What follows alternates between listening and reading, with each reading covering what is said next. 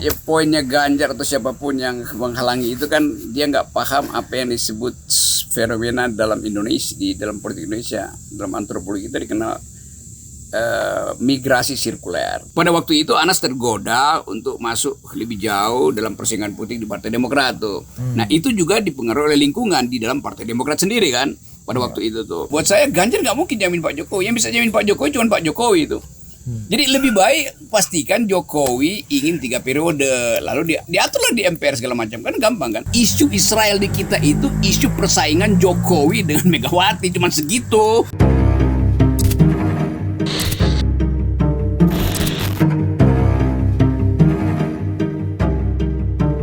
Oke, welcome to Total Politik. Total absurd. Politik kalau nggak absurd itu bahaya, kena delik. Jadi dibikin absurd lah. Iya. Kalau dalam politik total dungu apa total absurd sebenarnya? Itu politisi yang bisa dungu, tapi ide tentang politik selalu mesti sampai ke tingkat absurd tuh. Uji dalil mesti agak absurd tuh. Rindu juga Pak Rocky ya. Dalam macam dah loh. Iya, sudah bersama-sama kita Rocky. Coba Ari, The Great Rocky Gerung. Bagian hancur lu kesini lo. Kan udah bawa penjamin Good Radio ini kan. kita panggil dia karena dia punya radio baru kan, Good Radio kan. 94,3 FM. 94,3 FM itu radio yang menghubungkan antara pecinta musik, pecinta isu, dan pecinta akal tuh. Jadi ikuti 94,3 Radio bersama Good Radio dan dipimpin oleh Good Father. Ican Lulembah. Penjamin kolateral kita, Bu. Penjamin. Kalau mau utang tuh ada agunannya kan. Ya, sudah bersama Pak Rocky ini ya. Gimana Pak Rocky udah 10 enak setelah gua habis makan. Mana tuh kue yang enak tadi? Coba mana gue. Kasih kue Manado. Paling enak tuh. Kasih dulu cepat Cakra. Apa nih namanya itu? Kue ada matanya atau yang mana? Nggak penting, yang penting kita mesti sebut bahwa ini kue yang Kalava. Kue paling enak yang hanya mungkin dinikmati oleh orang-orang yang berakal sehat ya. Dan ini total enak. Bersama Total Politik. Demikian juga sambal Roma. Sambal Roma. Ini gue betul-betul jadi brand I am the brand ambassador of Kalava. East and West. Mantap. Tapi masakan Manado tuh ini ya udah menasional juga Nyor ya. Sebagai orang Manado ini kan kalau kita makanan nasional kan makanan Padang katanya ada setiap daerah segala. Makanan Manado itu makanan Asia Tenggara tuh, bumbunya Asia Tenggara ya. Jadi semua bukan sekedar nasional, meregional itu. Apalagi tadi Kalava tuh. Mantap juga Kalava ini ya. Iya, tapi yang gue dengar yang lagi rame ini kan Pak Rocky ini kan rame banget terakhir nih mengguncang dunia showbiz Indonesia kan setelah nonton konser Dewa waktu itu tuh Pak Rocky. Itu kejahatan kamera waktu itu. Gimana cerita lu Pak Rocky? Ya biasalah. Kasih dulu klarifikasi Pak Rocky. Enggak ada klarifikasi di situ. Itu kenikmatan orang menonton, karena itu ya mungkin ada perintah-perintah khusus dari operator kameranya menghadap ke saya itu. Tapi itu hal yang ya lumrah aja, orang ingin tahu apa yang terjadi di panggung-panggung yang selama ini tidak saya hadiri gitu ya. Itu panggung musik, padahal gue penikmat musik. Iya. Dan orang yang paling ngerti tentang musik sebetulnya yang mesti nanya itu ya Ican Lulembah tuh. Good Radio. Good Radio. Good Father ya. 94,3. Yeah. Iya, tapi apa isunya? Itu bikin guncang dunia, bikin Yalah, itu guncang. Gak ada klarifikasi, jadi silakan berimajinasi sendiri Pak Rocky ya. Iya, tapi ada batas juga imajinasinya tuh. Jangan sampai jadi absurd imajinasinya ya. Oke. Jadi sebatas itu adalah peristiwa musik dan kita nikmati. Kan udah lama gue nggak nonton konser, tiba-tiba ada konsernya si Dewa. Iya, si kampret satu ini kan. Ya Ahmad Dhani yang teman gue tuh. Iya. Itulah. Itu terakhir ini kan lagi agak rame nih Dani nih Nyor. Somasian kan sama Bang Once. Oh, kan junior Nyor kan. Itu absurd, termasuk kategori absurditas atau gimana ya? Ya mungkin untuk kecemburuan penghasilan aja sebetulnya kan.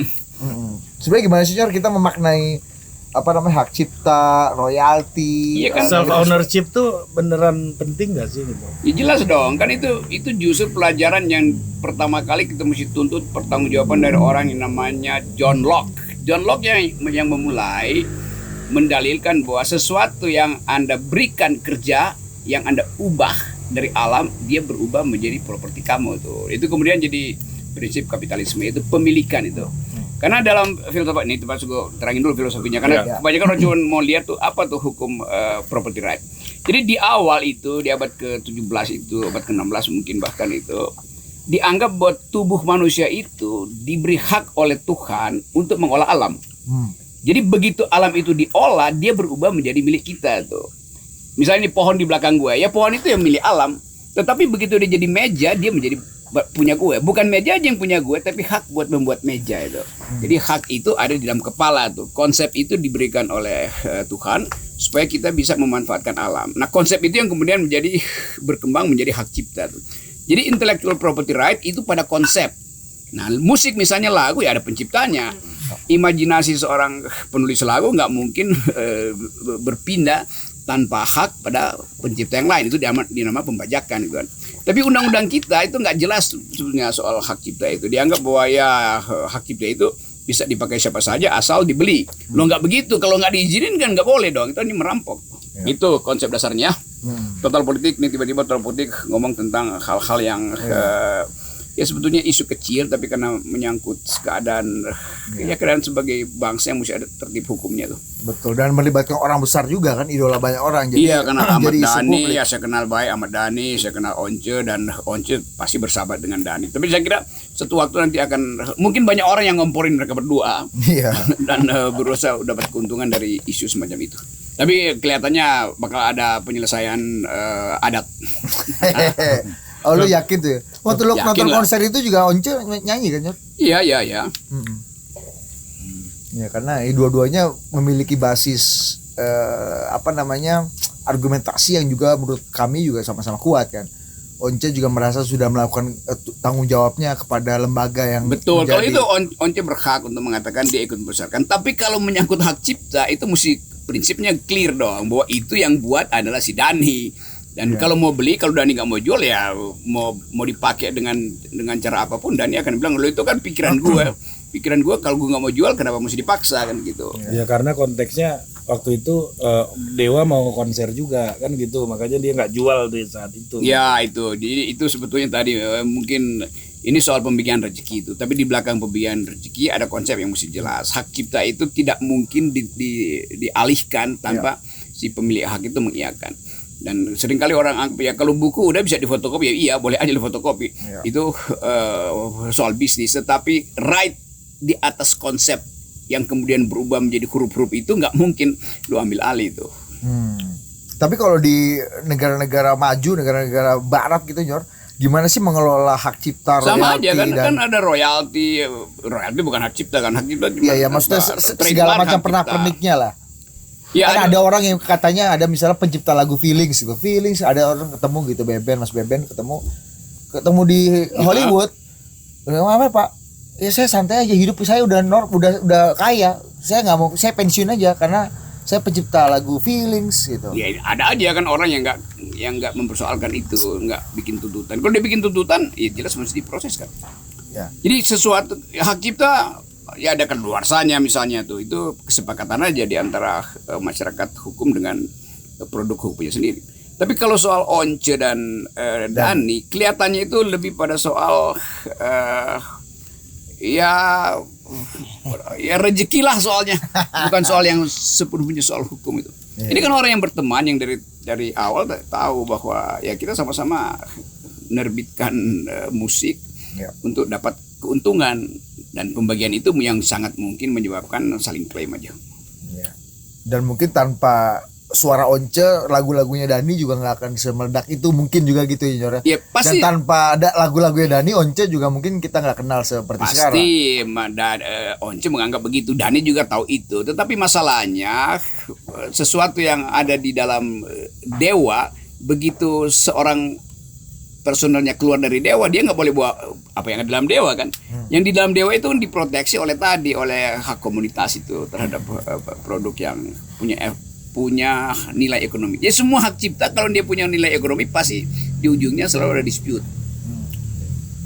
Sama juga partai aja kalau ada nilai ekonomi kan direbutin, kalau nggak ada nilai mah biarin aja. Nilainya adalah soal threshold. Ini yang terbaru juga ini Nyor,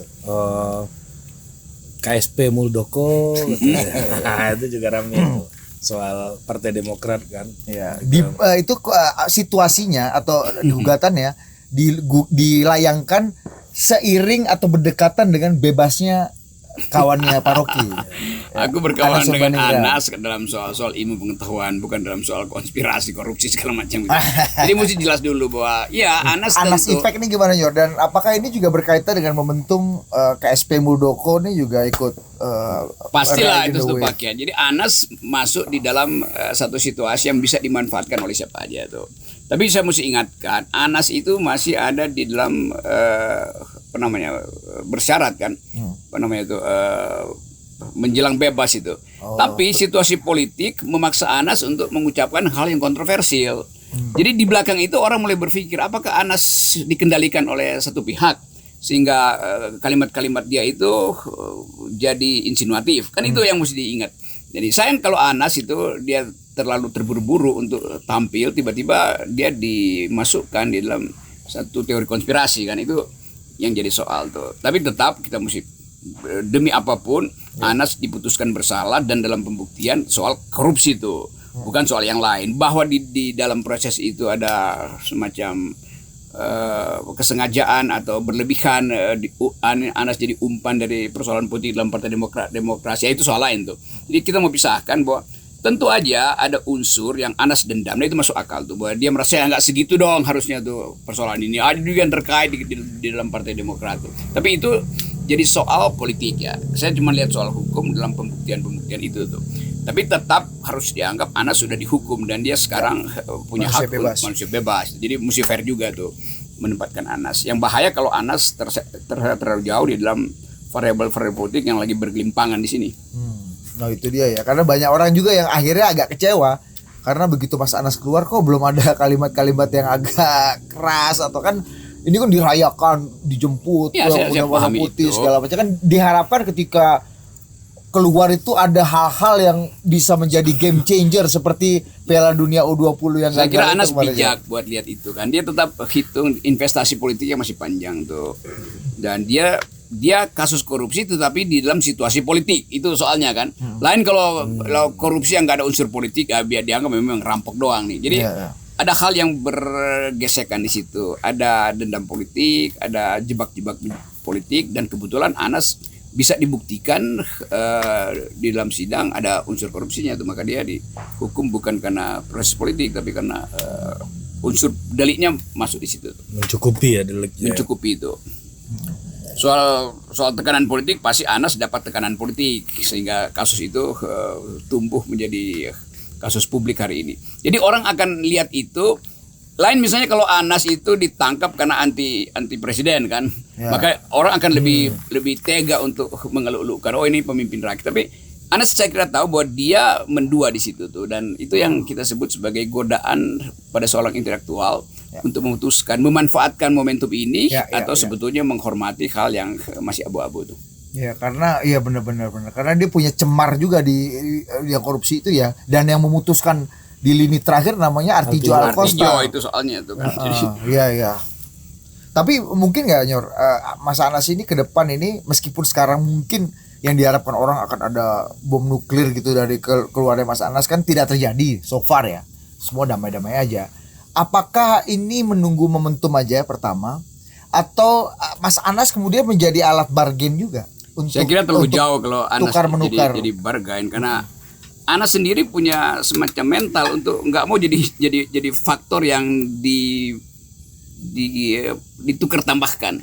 Kan ada. Seberapa yakin Anda begitu Nyor? Ya saya kenal Anas dari segi pemikiran politiknya tuh, dan pada waktu itu Anas tergoda untuk masuk lebih jauh dalam persaingan politik di Partai Demokrat tuh. Nah itu juga dipengaruhi oleh lingkungan di dalam Partai Demokrat sendiri kan. Pada waktu itu tuh. Mantap bang. Iyalah. Oh ini ya. Iyalah. Biasalah itu Bang Ican punya adik-adik tuh. Ya Ican tahu semua isu semacam itu tuh.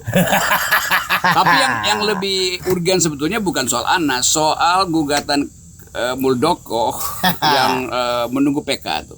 Nah itu bahayanya. Begitu PK-nya turun, itu artinya Pak Muldoko menang misalnya, diatur sedemikian rupa, lalu pindahlah kekuasaan itu dari AHY ke Muldoko. Nah pada saat yang sama pasti Muldoko akan tarik dukungan pada Anies, maka gagallah Anies jadi presiden. Kan itu yang lebih berbahaya kan. Karena PK ini kan upaya hukum terakhir. Begitu dia diputuskan dan kita nggak tahu tuh ada sidang apa nggak di situ kan. Iya. Kan ini tinggal soal memeriksa dalil hukum kan. Tapi itu kan langkah kalau dianggapnya quote unquote cara menculik Demokrat dari koalisi perubahan itu kan rumit sekali. Kenapa nggak dengan hal-hal yang lebih mudah gitu? Nggak, lebih mudah Angkut PKS, Nasdem diinsinuasi. Loh itu lebih rumit justru. Kalau jelas dong, kan mesti nego segala macam. Kalau ini putusan hukum dinyatakan bahwa dalilnya Muldoko yang benar, selesai. Fakta hukumnya udah ada di situ, maka perubahan langsung dipindahkan. Soal kerusuhan itu belakangan. Tapi kalau nego dengan partai-partai itu lama. Jadi bagi rejim atau bagi Pak Muldoko atau bahkan bagi Pak Jokowi ya lebih baik ikuti putusan PK tuh. Kan PK udah nggak bisa diapa-apain kan. Lalu Demokrat mau ngapain misalnya? Ya ngamuk paling. Oh PK itu ya langkah terakhir. Langkah terakhir hukum dan itu yang paling berbahaya. Tapi kan beberapa di pengadilan sebelumnya kan kalah terus Nyor.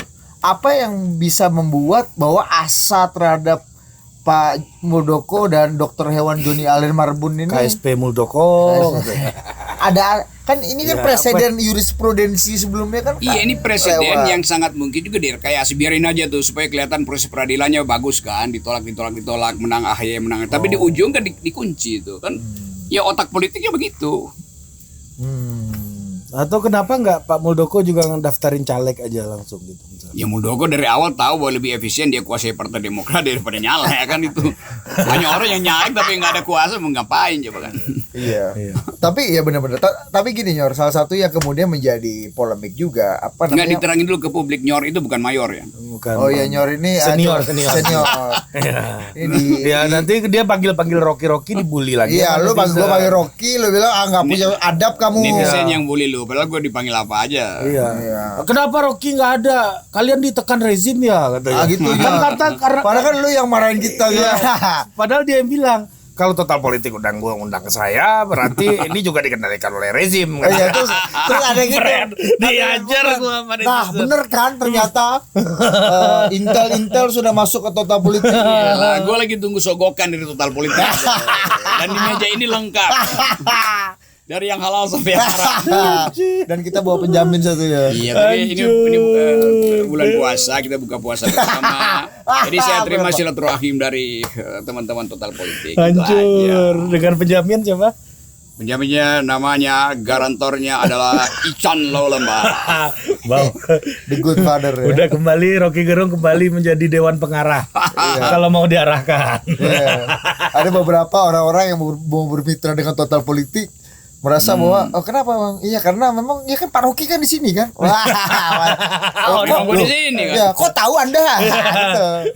Iya, Anda tertipu. Ini podcast coba nyor. Yang berupaya untuk mengulas isu politik kontemporer, current issue dengan sedikit humor tapi dengan kedalaman akademis, itu intinya. Jadi terpaksa tadi saya mesti terangkan tentang John Locke. Banyak orang mungkin yang nggak tahu, tapi terpaksa saya mesti terangkan supaya dicatatan kaki dan orang-orang yang kurang paham silakan Google itu. Kita cuman memancing satu isu supaya bisa dibicarakan secara lebih konseptual. Yang lucu seniornya Bang Ican Laulemba namanya Zulfan Lindan. Dia kan di acara Total Politik juga ngomong kan logika aja. Anies kan dari koalisi perubahan, ya berarti Anies harusnya menjadi antitesanya Jokowi. Ya memang begitu. Ya, menurut teori Hegel kan seperti itu, tesa antitesa nanti sintase apa. Akhirnya Zulfan Lindan bisa membuat untuk pertama kalinya judul berita Detikcom itu ada filsafat Hegel. Jadi filsafat Hegel yang disebut oleh Zulfan Lindan. Tapi ternyata loh filsafat Lindan. Tapi logik Hegel ala Lindan itu ya berkelindan itu membuat dia ternyata nggak kompatibel dalam urusan politik. Itu dia di persona non grata oleh Nasdem karena ya dianggap nggak boleh tuh, dianggap Anies tuh antitesa Jokowi. Iya logika Hegel beda dengan logika Surya Paloh kan.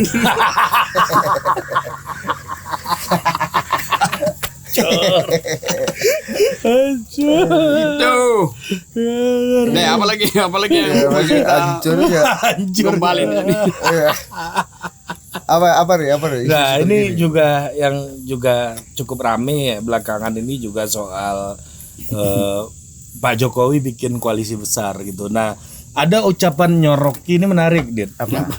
Dia bilang gini, kalau Ganjar itu adalah keberlanjutan Jokowi, kenapa nggak Jokowinya aja dilanjut?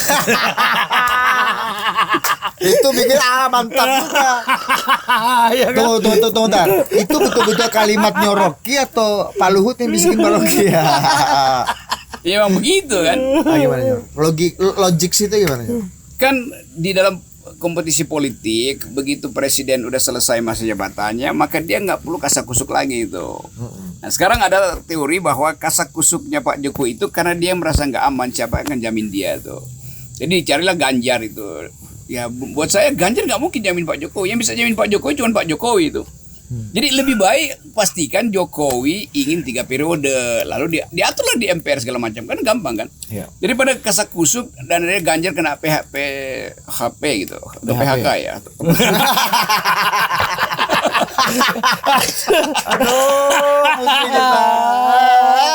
Kalau PHP aja nggak ada soal nih, jadi langsung PHK, dia habis lah kan? Iya. Itulah. Tapi kan di PHK Pak Jokowi tapi di outsource oleh Bu Mega kan sama untungnya atau mungkin lebih kolateralnya lebih bagus ya. Ya, Bu Mega nggak bakal outsource barang bekas itu kan lain dong. Bu Mega ini barang bekas ngapain perlu disorotin ke gue kan. Jadi ini akibatnya, ini semua akibat dari sistem yang tidak 0% thresholdnya. Kalau 0% nggak akan terjadi begini. Ini kan karena ribut dengan 20%, maka semuanya saling ngintip lalu saling kirim pesan. Nah akibatnya Pak Ganjar yang ya saya juga mau bercanda-bercanda dengan Ganjar, tapi Ganjar kehilangan kemampuan untuk mengatakan bahwa dia calon presiden. Kan mestinya dari awal Ganjar bilang saya calon presiden, tapi ini kan saya calon dari mantan presiden. Ngaco jadi Calon dari mantan. ya kan nanti menjadi mantan Pak Jokowi kan. Jadi kalau dibilang dia calon presiden, mendua dia calon presiden atau calon yang seseorang yang dicalonkan oleh presiden, kan beda kualitasnya kan. Jadi orang antara calon presiden dan calon yang dicalonkan Di endorse oleh presiden. Itulah. Nah, Tapi kan ya secara fatsun kan belum boleh terlalu terbuka Nyor. ya justru karena nggak terbuka, orang menganggap Ganjar nggak serius menjadi calon presiden. Oh gitu, bukannya takutnya nanti ibu marah atau Ya tiket? nggak ada soal. Kan tiket itu belum terjamin. Kalau dari awal ini gue bilang ini, kalau dari awal Ganjar bilang gua nih calon presiden, maka Mega akan anggap oh dia bermutu. Tapi kalau dia bilang dia dicalonkan oleh presiden, Mega anggap ngapain dicalonkan oleh aparat gue, lu kenapa nggak langsung dari gue aja, kan begitu kan? Oh. Itu logiknya begitu. Tapi iya. Iya juga ya. Iya, benar. iya. Kocak juga ya benar-benar. Iya.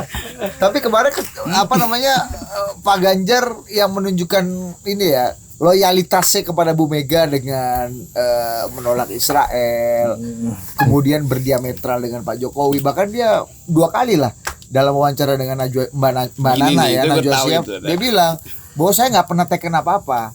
Pak Jokowi bilang gubernur Ya, atau itulah provinsi masalahnya. dan kabupaten kota udah teken. Ya itulah guarantee kelemahan komitmen. mentalnya Ganjar. Ganjar udah tahu Mega berseberangan dengan Jokowi.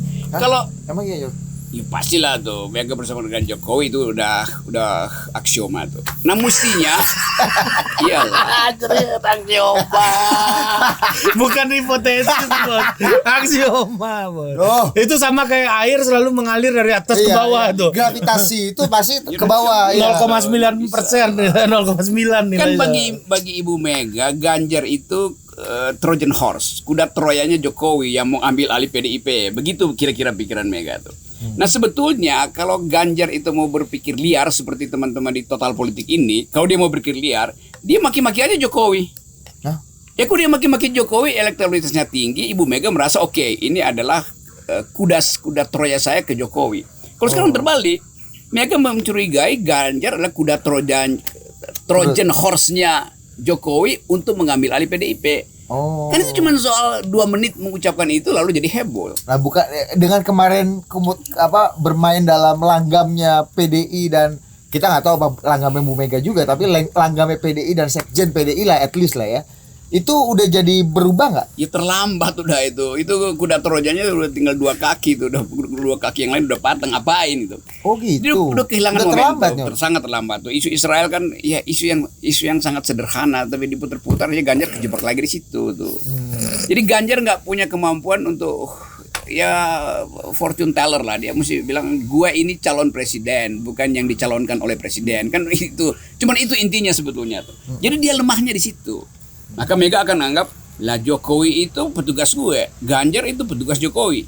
Jadi Ganjar petugas dong. Ngapain coba? Ngapain gue pilih petugas? Ini analogi yang dipakai oleh Nyoroki untuk Ya semuanya bisa gitu. anak buah dari anak buah. Iya, ini kan total politik itu sampah. Iya. Lu buat total politik berarti lu sampahnya sampah. Itu namanya total sampah. Ini Pak Ganjar ini. Ya udahlah ini ya jadi, ada hal-hal yang Dia mesti ketemu kita Pak saling. Ganjar kemarin. Ya salam lah itu gua. Kalau berteman gue berteman lah sama Ganjar. Pak Ganjar kan nonton paroki terus. Rambut pun sama-sama putih, Bos. Itulah. Nah, cukup ya. Tunggu dulu.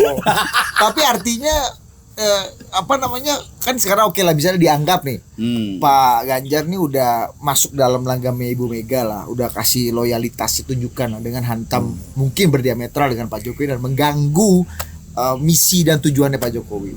Ini akan merubah juga nggak? Kalau tadi Nyoroki bilang enggak nih Nggak bisa, kakinya itu kan udah patah 2 ke udah, Bu Mega. karena itu- Tapi dia ke Pak Jokowi jadi rusak juga nggak? Apa enggak? Iya rusak 2 kali akhirnya kan.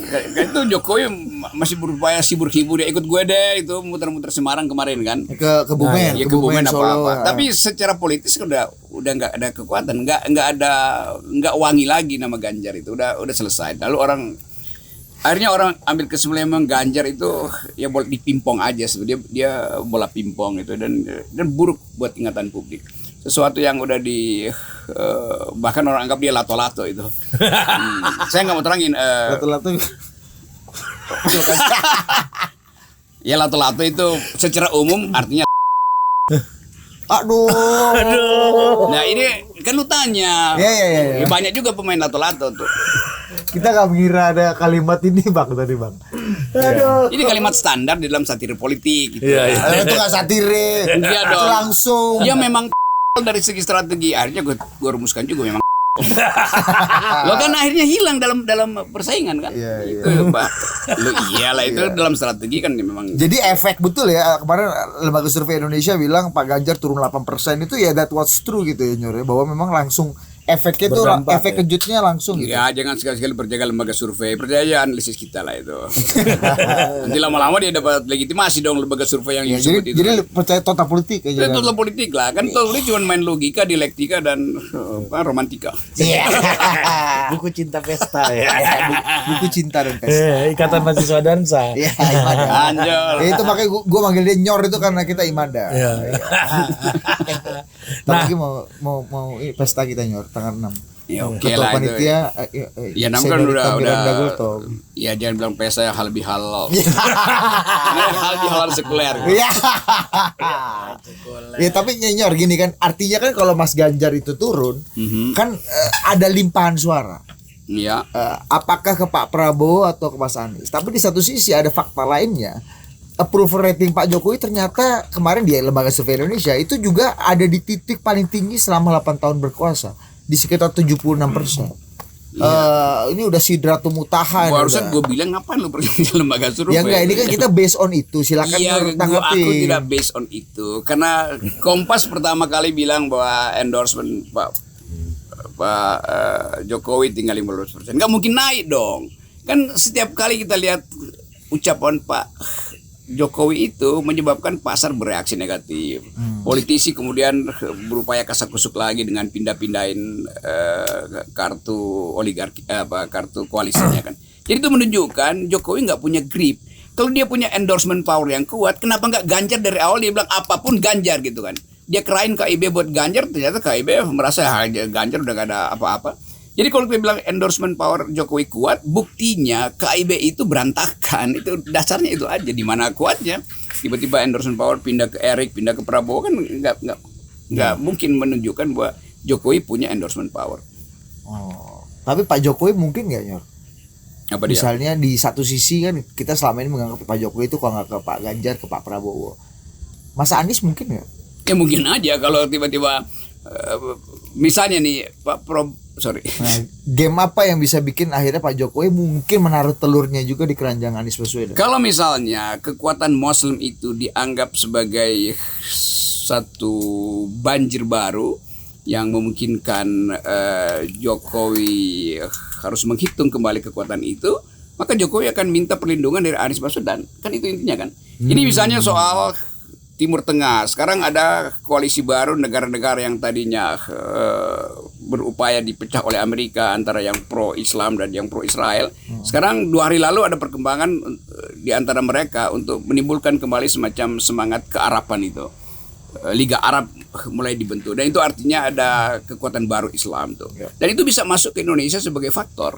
Dan Anies bisa dimenangkan oleh itu. Jokowi bisa melihat, loh, ada kekuatan Islam, dia pindah aja ke Islam kan, sama aja kan. Pak Harto juga kan begitu, di akhir-akhir kan berbalik ke Islam, kekuatan Islam. Karena kekuatan kelas menengah Islam mendikte Pak Harto. Nah, waktu itu gamenya gimana sih, Nyor? Pak Harto yang tadinya sangat sekuler dianggap anti Islam dengan ininya ya. Kemudian itu Pak Harto swing. Kemudian ada Ijmi muncul, Pak Beni juga tersingkir gitu. Ada istilah tentara hijau dan merah. Itu hal biasa kan? Nggak, gamenya apa waktu itu, Nyor, yang membuat Pak Harto tuh akhirnya swing dan ini bisa jadi presiden politik kita juga ke depan. Masyarakat Islam kelas menengah mampu untuk mengkonsolidasi kekuatannya sehingga pengaruh dia di dalam kebijakan mulai terlihat. Kan itu intinya tuh. Jadi Harto melihat itu sebagai potensi itu. Nah, karena itu Pak Harto tiba-tiba pindah arah ke arah Muslim politik kan.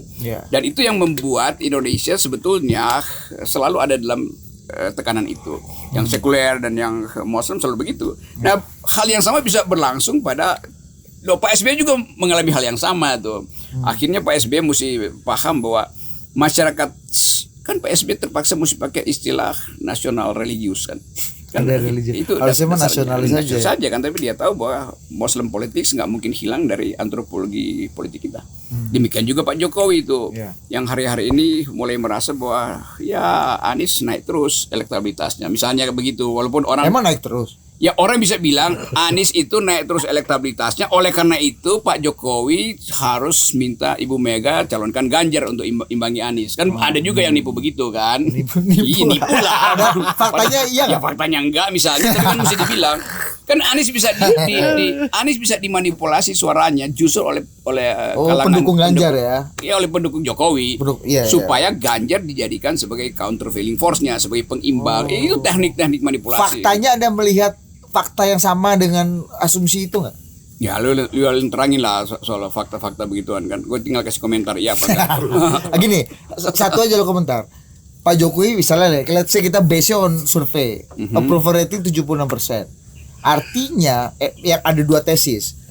Endorsement Pak Jokowi makin paten ke depan. Yang kedua, ruang geraknya Mas Anies makin kecil karena pendukung Mas Anies adalah orang yang tidak suka atau kecewa dengan kinerja Pak Jokowi. Artinya kan kalau makin Pak Jokowi kalau itu paten, dasarnya itu gimana? artinya ada gerombolan surveyor yang udah digaji istana untuk menyatakan bahwa layak kalau Presiden Jokowi memerintah lebih panjang, layak kalau pemilu ditunda. Kan cuma itu dasarnya tuh. Kalau Ganjar sama kayak Jokowi ngapain? Ya justru itu. Balik ke tesis tadi. Tesnya begitu. Jokowi tinggi sekali kok ngapain Ganjar? Soalnya Jokowi aja. Itulah, dan oligarki pasti senang lah itu. Atau oligarki memang yang ingin seperti itu. Jadi politik Indonesia kan nggak ada pola, tergantung argumentasi kita kan dan ledekan kita. Nah ini Budi ini pertanyaan terlalu teknis. Teknis. Karena dia mau dapat kepastian. Nah kita naik ke agak paradigmatik nih, karena kemarin kan penolakan Israel ini kan salah satunya didasari oleh disertasi dari Dr. Han Hasto Kristianto di Universitas Pertahanan soal geopolitik Soekarno yang IPK-nya 4,0. Ini pengujinya, ini pujian kan? Iya pujian dong. Ini nggak gampang loh IPK 4 itu. Pasti, siapa yang bisa 4? Ada Paroki aja dulu. Iya, gua 1,4. Tapi gua nguji yang 4,4. Paroki aja satu tetap harus ada sombongnya di Sombong. terakhir itu bos.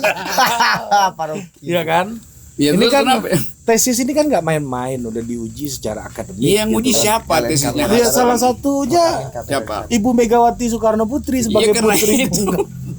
Nah, maksud gua gini. Pertanyaan gua sebenarnya gini.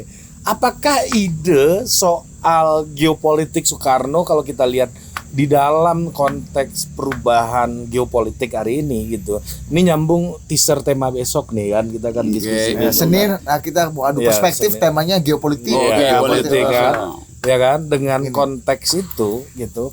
Apakah geopolitik Soekarno yang non-blok, konferensi Asia Afrika dan lain-lain masih relevan untuk kita melihat bahwa mendukung kemerdekaan Palestina itu menjadi ide yang tidak bisa ditawar-tawar lagi, termasuk juga menolak kedatangan Israel gitu. Apakah zeitgeist-nya masih sama dengan waktu itu Waduh, gitu. itu Kan kemarin paradigmatik gue bilang Iya, tadi kan. zeitgeist. Iya kan, daripada kawan kan teknis Justru kan. di situ kuncinya. Zeitgeist ini apa, the idea of the spirit of the time, ya begitu kan Iya. namanya. Jadi apa, semangat samanya kan nggak sama tuh. Iya, makanya. Kan pada pertanyaan waktu itu Bung Karno ingin memimpin dunia ketiga. Iya. Dan karena itu dia dieluk-elukkan, bahkan bikin konferensi Asia Afrika yang sebetulnya Afrika dia nggak kenal. Dia kenalnya tuh Asia Selatan. Aljazair kan kena. Iya, tapi karena itu dalam rangka kan 45 udah selesai, negara-negara Afrika kasih dukungan pada Presiden Soekarno pada Indonesia, tetapi politik Indonesia itu terlalu jauh dengan Afrika, lebih dekat dengan Asia Selatan, Asia Tenggara tuh. Asia Selatan tuh India, Pakistan, India, kan, ya. Pakistan, Bangladesh. bahkan dengan Cina itu. Tapi pada waktu itu nggak ada soal yang kita nilai ya pasti Bung Karno harus menyebutkan prinsip universal, yaitu self determination itu terhadap Palestina itu. Belum ada unsur Amerika main dengan Indonesia. Nah sekarang Indonesia itu ada di bawah pengaruh Amerika dalam soal isu pertahanan tuh. Nah kalau Soekarno hidup hari ini mungkin dia akan nilai bahwa ya udahlah Israel itu soal kecil, nanti kita bicarakan setelah isu proksi politik ini dia selesaikan. Nah itu yang ditagi oleh publik pada Ibu Mega. Kalau disertasi Hasto itu konsisten, mestinya ada kutukan dari PDIP terhadap beberapa soal politik yang menyangkut hubungan Israel dengan Arab, hubungan Israel dengan Amerika. Tapi kan berdua kan. Jadi kelihatannya Hasto bagus saja tesisnya, tapi kalau diuji secara konkret nggak bunyi juga. Kenapa? Nggak bunyi. Sorry karena batuk gue lebih berbunyi dari Tesisnya Hasto. ya tesisnya Hasto kan nggak bunyi kan. Lu Enggak, makanya gue tanya daripada apa gitu. Lu yang sebut juga Nggak, dia makanya mengiyakan gua begitu. nanya. Kan Lu ini, tuh gini udah nih. tahu dia gitu orangnya. Bung Karno itu berpikir di dalam konflik global. Ya. Selesai itu. Maka isunya itu akan dianggap sebagai isu yang jenius itu. Kalau soal Israel sekarang ini cuma soal persaingan antara Jokowi dan Megawati itu. Masuklah isu Israel yang sangat teknis kecil. Tentu Mega akan memanfaatkan ini, hajar Jokowi itu dulu dengan isu ini. Jokowi kelabakan itu kan. Jadi ini gunanya, ini fungsinya Hasto akan pakai tesis itu melalui Ibu Mega untuk melemahkan Jokowi, bukan untuk duel argumen tentang status Israel yang imperialis. Itu kan sangat jauh tuh. Tapi kan belakangan juga kita lihat memang banyak di media dimunculkan bahwa kekejaman Israel kepada Palestina karena Netanyahu terpilih, gerakan ultranasionalis kanan Israel itu muncul, kata Dr. Han Hasto ini di Ya, memang itu memang ada sebagai fakta global, tetapi isu Israel di kita itu isu persaingan Jokowi dengan Megawati, cuman segitu kerdilnya isu itu kan. Itu bukan isu geopolitik. Nggak ada isu geopolitik lah di situ tuh. Jelas-jelas Ibu Mega lagi bersaing, maka Ibu Mega akan batalkan semua proposal Jokowi, mau olahraga kayak mau sini. Kalau ada misalnya tarian Jaipong yang dibawain oleh putri-putri dari Israel juga akan dibilang sebagai itu tidak sesuai dengan pikiran Bung Karno kan. Iya, tapi iya benar. Harusnya kan ini isunya PKS kan, isunya Mas Anies ya, kan. karena lewat survei, kalau kita lihat survei lagi, saya baru dapat survei internal yang nggak boleh dipublis tadi. Tapi boleh diucapkan. Boleh diucapkan. Kita nggak sebut lembaganya nih. Bahwa cuma yang tidak setuju dengan kedatangan Israel itu cuma anti pemerintah. Ya which is ya bukan pendukungnya Mas pendukung, Anies. iya bukan pendukungnya. Kalau dianggap Mas Anies Iya. antitesanya Pak Jokowi. Iya. Ini coba kemarin Jadi misalnya. ada split ticket vote maksud lo? Iya. Kan ini berlanjut. Kemarin misalnya isunya waktu rapat antara Gubernur Bali siapa namanya tuh? Iwayan Koster. Koster. Wayan Koster dengan Menteri Olahraga. Menteri Olahraganya bikin public konferensi pers bahwa Gubernur Bali akan menerima apa namanya itu beach itu apa World Beach Game. World Beach Game itu. Lo katanya nolak. Ya justru itu kan menterinya udah bilang begitu. Terus dibantah oleh gubernur nggak begitu. Saya bilang tetap Israel nggak boleh ada tuh. Kan bayangkan itu. Jadi Koster juga sebetulnya begini kan. Buat Koster itu gampang aja kan. Ini kan di Bali itu kan soal pariwisata tuh. Dan pemasukan buat Bali bagus banget kan. Coba lu makan dulu ya karena lu makan Lu dulu. nggak jelas lu. Jadi coba lihat Koster sebagai orang yang tahu masyarakat Bali, dia anggap ya isu Israel kalau di Bali nggak bunyi lah. Ini isu pariwisata, ini isu devisa segala macam kan. Iya. Tetapi Koster tahu bahwa kalau dia ucapkan itu Mega akan marah tuh. Dan Koster udah tahu bahwa Bambang Pacul udah kasih ilmunya tuh. Lu jangan duluin apa yang diucapkan sebelum Ibu Mega mengatakan iya. Kecuali Bu Mega bilang oke lanjutkan siap Bu kan begitu kan. Iya. Berarti Bambang Pacul mantap juga. Bambang Pacul yang paling bagus membaca memperlihatkan apa yang terjadi sebetulnya dalam istilah ini gitu. Oh, Bambang Mantap. Pacul nih ya. Kau bawa bacul ya. Kasih pesan mau Bambang Pacul dulu deh. Nah iya betul tuh Bambang Pacul ada otak yang mampu untuk membaca pikiran Bu Mega. Dan kayaknya kalau Bang Pacul kemarin ngomong gitu kayaknya politik kita yang flowered apa hipokrisi itu jadi kayaknya ini ya realitanya gitu kan. Itu Yor. Bambang Pacul itu sama seperti Machiavelli itu di Italia itu. Machiavelli lah yang membocorkan situasi buruk di istana sebetulnya. Jadi jangan kita maki-maki Bambang Pacul. Bambang Pacul justru membocorkan sesuatu yang sebetulnya tidak demokratis tuh gitu. Oke, dan itu realita politik. Realita politiknya begitu. Nah, tapi kemarin juga di saat yang bersamaan ketika tadi ada split ticket vote, artinya pendukung Pak Jokowi, pendukung PDI sebenarnya nggak masalah sama isu Israel ini gitu, tapi kan kemudian sikap PDI seperti itu. Nah yang kedua ada juga game lain, justru duta besar Palestina bilang nggak apa-apa, kita dukung Piala Dunia ini. Nah ini fenomena apa Nyor? Palestina yang dianggap kita memperjuangkan aja dia bilang dukung juga barang ini masuk ke sini. Gimana Nyor? Ya kalau dia main di negara-negara lain kan Palestina menganggap ya udahlah itu urusan anak muda yang lagi nikmati olahraga. Justru Palestina yang mampu melihat bahwa isu Israel versus Islam itu bukan isu agama, kan itu intinya kan. Palestina mau kasih kesan itu kalau anti imperialisme oke. Tapi kalau dibawa-bawa itu kan ini ada soal agama di situ kan.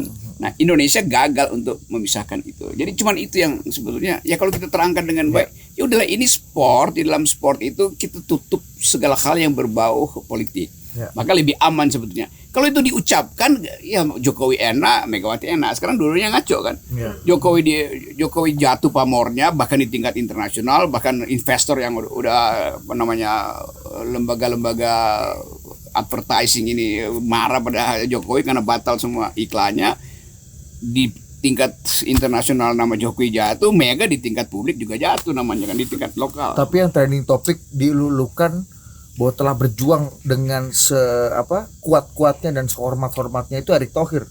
Bahwa ya dia sudah berjuang, kita tidak kena sanksinya ringan. Ada Iya, apa, trending Erick- topik, 1000 apresiasi untuk Ngirim bunga ke Erick kantor Thohir. Erick Thohir. Erick Thohir ngomong sambil bawa-bawa yang ada mukanya gitu. Ya apa poinnya? Erick Thohir nggak bisa Ya ngomong artinya begitu. kalau tadi kata Nyor, isu ini bikin Ganjar susah, Jokowi susah, Iya, PDI susah, Mas Anies pun juga nggak dapat untung. Tapi yang dapat tepuk tangan malah Pak Erick. Itu gimana Nyor? Ini kan Iya. sama-sama kalau kita bicara game Erick politik Thohir nih. itu pasti ditepuk tangani pertama-tama oleh NU kan begitu kan supaya nya makin lama makin tebal. Erick Thohir nggak ya apa kan orang Erick Thohir boleh aja tapi ya dia ngomong itu di dalam kapasitas sebagai endorsement BUMN kan nggak jelas kan sebagai apa dia ngomong di situ sebagai calon presiden dia nggak ada juga. Ketua PSSI dong. Ya apalagi sebagai ketua PSSI itu kan blunder aja yang ada di situ. Jadi semua orang yang bicara tanpa kapasitas etis atau tanpa kapasitas intelektual dianggap sebagai ya mau tuker tambah aja sebetulnya kan. Dalam tahun politik kan itu aja isinya. Iya. Efeknya panjang kan nih Nyor? Piala Dunia ini. Apa kan katanya orang Indonesia ini gampang lupa. melodrama, ada urusan yang baru lagi orang lupa efeknya lagi. sebetulnya pendek aja tuh. Yang panjang impactnya nanti di dalam lawan politik mengulik-ulik lagi ini di saat kampanye kan. Oh, akan mungkin Ya juga pastilah dibangkitkan. diulik-ulik lagi. Sama seperti Pak Prabowo, elektabilitas sudah tinggi tapi banyak hal yang akan diulik-ulik lagi soal cara dia misalnya memberi sinyal bahwa akan ada kodam-kodam lagi kan akan mengingatkan kembali wah Pak Prabowo nggak bisa keluar dong dari cara berpikir militeristik kan. Walaupun Prabowo bisa kasih argumen balik bahwa ini dalam rangka persiapan mengkontain kekuatan asing ya bisa aja, tetapi tetap orang akan lihat bahwa Prabowo masih hidup di dalam military values. Ini karena udah nyinggung Prabowo nih ya. Ya sengaja gue singgung sebelum tanya. Ya, jadi dulu tuh Gus Dur pernah bilang bahwa Prabowo ini orang yang paling ikhlas gitu. Nah dulu Pak Jokowi Dan satu lagi, Pak Prabowo ini akan jadi seorang ketika usianya juga sudah tidak sudah makanya, matang. itu kata Gus Dur kan. Nah terus Pak Jokowi itu dulu yang endorse Pak Prabowo. Kemudian sekarang Mas Anies juga dulu yang endorse Pak Prabowo juga gitu. Mungkin nggak ini Pak Prabowo kembali menghadapi membayar kos dari keikhlasannya nanti di 2020. Saya kira kalau soal moral memang dia ikhlas tuh. Kan dia ya Ahok dia yang asuh tuh. Ya. Anies dia yang asuh, Sandi beliau yang asuh. Jadi dari segi unsur humanenya itu ya nggak usah sebut humanity lah, ya humannya sifat kehumanisan itu Prabowo memang unggul karena dia ya bayangkan aja dia mesti tahan dirinya untuk ditinggalkan oleh pengikut Muslim karena dia masuk ke dalam blok Jokowi itu. Tapi dia punya ide yang menganggap bahwa hal-hal itu dia abaikan, dia ambil sebagai resiko demi bangsa tuh. Kan kalau kita bicara itu yang diucapkan, kita bisa anggap mungkin itu karena sifat politisnya tuh. Tapi ada juga analisis untuk membaca jiwa seseorang yang berkali-kali tersingkir dan masih mengalami trauma. Jadi dia mau terangkan bahwa saya akan atasi itu dengan usaha maksimal untuk mengatakan bahwa saya mencintai negeri ini dan dia ikhlas untuk dikhianati kemanapun. Tetapi sebaliknya Prabowo merasa bahwa dia di atas angin sebetulnya, didukung apa nggak didukung oleh Jokowi. Dia tahu bahwa Gerindra itu karena konsisten kaderisasinya maka dia percaya bahwa orang akan balik pada dia kan. Nah, kepercayaan ini yang mesti kita hargai dari segi pikiran Prabowo. Bahwa nanti kemudian elektabilitasnya berubah itu soal lain. Tapi dari segi personality, Prabowo mengambil risiko. Dia tahu bahwa dia bagian dari Orde Baru, tapi dia memutuskan untuk membuat partai. Jadi dia mau katakan saya demokratis sekarang tuh. Itu juga mesti kita hargai itu. Jadi orang berubah dan penghargaan kita terhadap orang yang mampu konsisten. Bahwa konsistensinya bahkan mungkin akan dibenarkan oleh sejarah. Kalau misalnya terjadi ketegangan potensi perang dunia ketiga, lalu ada dispute yang makin tajam antara Amerika dan Tiongkok di Indo-Pasifik, tentu orang akan lihat siapa yang mampu untuk mengantisipasi perang itu dan memimpin Indonesia dalam keadaan darurat perang di kawasan Indo-Pasifik maupun di Eropa tuh. Ya pasti Prabowo muncul di situ kan. Jadi sejarah juga bisa membuat dia diuntungkan sebetulnya. Jadi lepas dari keuntungan di endorse oleh Pak Jokowi, saya kira ada nasib baik di Prabowo hari-hari ini. Karena keikhlasan itu ya. Iya. Itu ikhlas apa naif, Nyor? Kelihatannya dia ikhlas tuh. Kalau naif mungkin bagus tuh pertanyaan. ya mungkin juga ada naifnya. Dia menganggap bahwa udahlah kan saya udah usianya matang dan ini saat terakhir dinaifin pun atau apa aja. Dia anggap bahwa nasib dia begitu.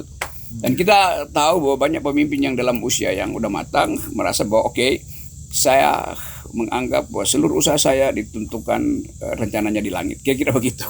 Nah, ini Bang Munces ini El Muni. Munces ini ini siapa nih? Muni Budi Aristiadi itu. Projo kan belum udah tahu-tahu El Munces itu bahasa sih. Beliau. udah mepet jendul Budi Aristiadi, ketua apa? Ilunivisi UI. 3 periode. Indonesia selamat. Dan ketua Projo seumur hidup. Atau seumur Jokowi. Bang Daniel baru mau merangsek ke atas. Iya, tuh. baru mau bikin kudeta merangkak Bang Daniel. Nah, ini gerakan Bang Muni ke Projo ini maknanya apa? Iya, Jokowi Ke Prabowo. lebih condong, dan kemarin kita tahu ada koalisi besar gitu. Apakah koalisi besar ini hambatannya lebih besar daripada mimpi-mimpi dan keinginannya atau mungkin terjadi nggak? Susah itu koalisi besar karena terlalu besar. Kan saya bayangkan misalnya kalau soal Muni, ya Muni kan dari awal mengatakan apa kata Prabowo itu kata Projo, kan itu udah selesai lah. Tapi kalau koalisi ini semakin orang melihat potensi Prabowo, koalisinya makin membesar tuh untuk minta quote effect dari kebijakan nanti kan. Jadi bayangkan misalnya PAN, P3 itu mendekat ke Prabowo supaya dapat posisi menteri. Tapi mungkin bagi Prabowo sebagai seorang yang lihai dalam siasat, dia oke masuk aja dulu deh. Di ujung dia akan bilang, coba kita lihat, PAN itu sepenuh-penuhnya dukung gue apa enggak? Partainya iya, tetapi kita tahu pengikut PAN itu terbagi. Ya. Ada yang pergi pada Anies justru, P3 juga begitu kan. Ya. Jadi di ujung Pak Prabowo akan bilang, oke, terima kasih kalian udah memilih saya, tapi soal pembagian kursi enggak ya, cuma 2-3 partai ya. Kan gampangnya begitu kan. Kalau udah terjadi kan secara efektif Prabowo bisa menentukan siapa yang layak untuk masuk koalisi. Apalagi kalau survei itu membuktikan bahwa ya cuma nama PAN atau nama P3 yang ada, tetapi konstituennya lari ke Anies, kan begitu. Oke, menarik. Oke, ini yang terakhir Nyor. Tadi kan kita kembali lagi nih ke soal Orde Baru, tadi kan menyambut Prabowo segala macam dan swingnya Soeharto ke Islam gitu kan. Yes. Di saat yang bersama Soeharto swing ke Islam, nyoroki Gus Dur, Bos Toleng ya, Marsilam dan kawan-kawan itu bikin forum demokrasi. Yes itu. Boleh cerita nggak Nyor? Apa yang bikin kenapa harus berhimpun dalam forum demokrasi untuk kesannya dan kayaknya secara terbuka juga dianggap ini sebagai reaksi atas Islamisasi Soeharto waktu itu. Ya itu betul. Pada waktu itu kan kita sering diskusi dengan Gus Dur, ada disebut reboan di tempatnya Marsilam. Dan mulai melihat Indonesia ini akan masuk dalam situasi yang berbahaya. Kalau agama itu terus masuk sebagai variabel utama dalam meneliti seseorang kan. Mulai kita hitung potensi Indonesia mengalami divided nation, hal yang sekarang terjadi. Dan Gus Dur pada waktu itu mengambil sikap untuk beroposisi secara kultural dengan istana itu, secara kultural, karena NU selalu sifatnya begitu akomodasionis. Tapi ada elemen-elemen dari kaum liberal di situ yang mendorong lebih jauh supaya Indonesia betul-betul masuk di dalam politik yang sekuler. Nah, variabel-variabel itu yang kita ulas di dalam forum demokrasi. Tetapi basisnya tetap reaksi terhadap munculnya ICMI sebetulnya kan. Jadi kalau mau dikatakan ini antitesis, ya itu sebetulnya forum demokrasi antitesis dari ICMI, dari Cendekiawan Muslim Indonesia yang dibentuk oleh negara. Ini dibentuk oleh negara dan berpihak pada Harto. Jadi oposisi pada waktu itu basisnya adalah berupaya untuk balancing. Bahwa kita tahu bahwa Islam tidak mungkin dihilangkan sebagai faktor dalam politik Indonesia. Tetapi kalau dia dimanfaatkan oleh kekuasaan dan sifatnya hegemonik, maka berbahaya untuk kalangan atau berbahaya untuk kemajemukan. Karena itu forum demokrasi selalu bicara tentang kesetaraan dan kemajemukan, itu aja. Ya, kalau dibilang agen sekularisme ya memang tujuannya memang ingin itu. Bukan maksudnya negara harus dan urusan privat itu harus punya ruangnya masing-masing. Dan saya nulis banyak paper tentang soal itu tuh. Tapi itu beda dengan istilah sekularisme hari ini kan. Pada yang waktu lebih itu negatif lah. Lebih negatif. Pada waktu itu betul-betul netral. Sekularisme artinya kita pisahkan urusan politik dan urusan agama. Bukan kita mengabaikan agama, tapi dipisahkan aja. Kalau sekarang seolah-olah segala sesuatu mesti dibasiskan pada nilai agama, itu yang saya kritik. Tapi kalau politik identitas hari ini, itu yang kita maksud justru di forum demokrasi. Silahkan punya identitas, tetapi identitas yang calculable dengan fakta antropologi kita kan. Jadi itu sekedar identitas aja, bukan yang sekarang yang disebarkan oleh rejim Jokowi. Identitas artinya nggak boleh seseorang punya identitas agama, itu juga ngaco kan. Kan yang diucapkan sekarang kan identitas sebagai agama. Padahal di forum demokrasi identitas itu direkognisi sebagai fakta sosial, fakta politik, beda itu. Bedanya apa Nyor? Atau persamaannya apa? Forum demokrasi dulu yang dibentuk sebagai antitesa dari politik agamanya Harto gitu ya, dengan sekarang kelompok-kelompok nasionalis yang menentang politik identitas, menentang politisasi agama. Ini kan ininya kan rosonya dan narasinya kan kurang lebih sama yang lain itu. Pada waktu itu Presiden Soeharto memanfaatkan Islam sebagai perlindungan terakhir dari kekuasaannya. Kan jelas itu. Perlindungan terakhir. pada waktu itu tuh. Nah, kita mau terangkan bahwa jangan jadikan Islam sebagai perlindungan. Karena Islam itu majemuk juga di dalamnya tuh. Nah, yang sekarang terbalik tuh. Islam tidak boleh ikut dalam politik. Kan itu intinya. Ya lain dong, lo antropologi bangsa ini dari awal ada unsur Islamnya kok, kenapa mesti dihalangi? Itu yang saya tentang hari ini. Jadi orang bilang kok Anda dulu anti sekarang, bukan, antinya lain. Ya, dulu Anda menentang politik agama. Iya. Kan gitu kan. Dulu Anda bikin for them. Iya, Itu kan Nyor. Banyak yang ngomong gitu kan. Sekarang Anda pro politik identitas. Itu mereka dangkal melihat konteksnya pada waktu itu kan. Ya dulu ya begitu, diterangin macam-macam. Ya itu karena lu anti Jokowi, bukan. Jadi kita mau prinsip bahwa bahkan gini nih, istilah politik identitas itu sebetulnya bukan istilah di dalam demokrasi, yang adalah politics of recognition itu. Jadi sesuatu identitas itu direcognize kalau dia punya pengaruh di dalam sistem elektoral. Ya. Islam sebesar-besarnya kalau dia punya pengaruh ya dia tidak perlu dianggap sebagai identitas kan. Sebaliknya kekuatan yang kecil tapi kalau dia pengaruh dia pasti identitas. Jadi saya mau terangkan atau gue mau terangin itu bahwa yang dimaksud adalah politics of recognition, bukan politics of identity. Itu lebih konkret sebetulnya. Ini Hegel nih ya. Fight for recognition. Oke, itu udah jangan udah indah sekali, udah indah. Kayak Zulpan Lindan juga. Yang buat bro, Zulpan mana aja lu, Bang? ya, lagi luntang-lantung nganggur Karena buat Zulpan mundur. Lindan dia mesti ada terus, karena jangan-jangan yang dia sebut antitesis sudah mulai jadi tesis juga sekarang. Bukan jadi sintesis ya. Ya, Bang Zulfan nih baru bikin relawan baru Nyor. Megawati 24 Ya. untuk apa? Selamatkan Save NKRI. Nah itu lebih konkret lah itu kan.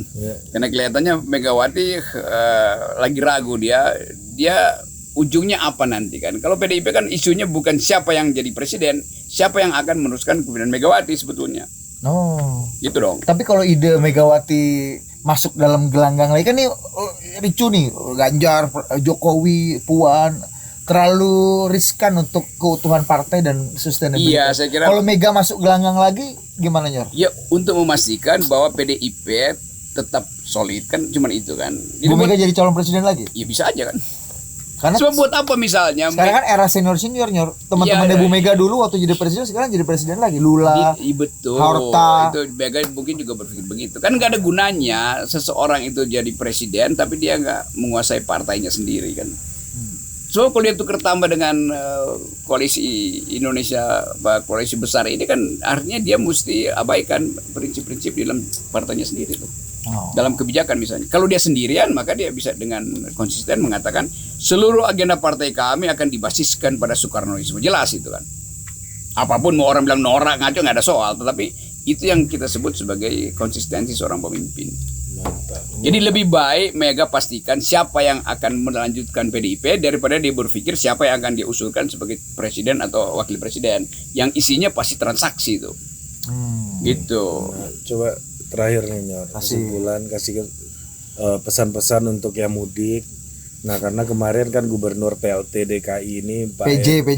Pak Heru jangan bawa saudara ke DKI. urbanisasi ini udah penuh di kota. Nah juga kasih pesan-pesan mudik dulu. Ya, Ya. Mas Ganjar juga Mas kemarin kan Ganjar. lagi sibuk juga ngurus mudik. Dia kemarin acara sama Mas Ganjar Nyor. Iya, katanya Mas Ganjar gitu, kamu jangan pulang bawa naik motor, apalagi bawa kasur, bawa rice cooker. Emang nih kayak di Jawa Tengah nggak ada toko kasur aja. Ya poinnya Ganjar atau siapapun yang menghalangi itu kan dia nggak paham apa yang disebut fenomena dalam Indonesia, di dalam politik Indonesia, dalam antropologi kita dikenal migrasi sirkuler. Jadi orang yang datang ke mudik itu dia bawa dua hal. Pertama, dia ingin melakukan tenunan batin kembali, batinnya ditenun kembali. Karena di ibu kota batinnya dirusak oleh kapitalisme, dirusak oleh pragmatisme, maka dia pergi ke situ untuk tenun batin. Bukti bahwa dia perlu tenun batin, dia mesti bawa oleh-oleh kan. Entah mau dia bawa motor, dia bawa speaker, dia bawa itu urusan dia tuh. Ngapain dia halang-halangi itu kan? Kan orang datang tanpa membawa sesuatu dianggap dia gagal di Jakarta. Justru begitu tiba di daerah dia dianggap sebagai berhasil. Tapi itu sekaligus juga membuat perubahan politik seringkali terhambat. Karena kalau dia buruh di kota dia dieksploitasi kapitalisme. Sampai di desa dia jadi feodal kecil, jadi borjuis kecil karena bawa oleh-oleh kan. Iya. Maka kepentingan dia untuk perubahan juga berubah tuh. Jadi itu dilemanya di kita. Itu yang menyebabkan seringkali revolusi sosial sangat sukar dianalisis bisa berlangsung di dalam sistem yang komunalistik semacam kita itu. Gitu kira-kira. Mantap. Mantap. Oke. Ya, itu udah bagus itu. Udah nggak usah jangan tambah-tambahin jangan tambah lagi. ya. Oke. Terima kasih Nyoroki. Nyoroki. Sampai jumpa lagi di Total Balik. Salam buat capres-capres ya. Top. Yang kadang-kala buta huruf terhadap global politik. Besok kita bahas. Ya, top.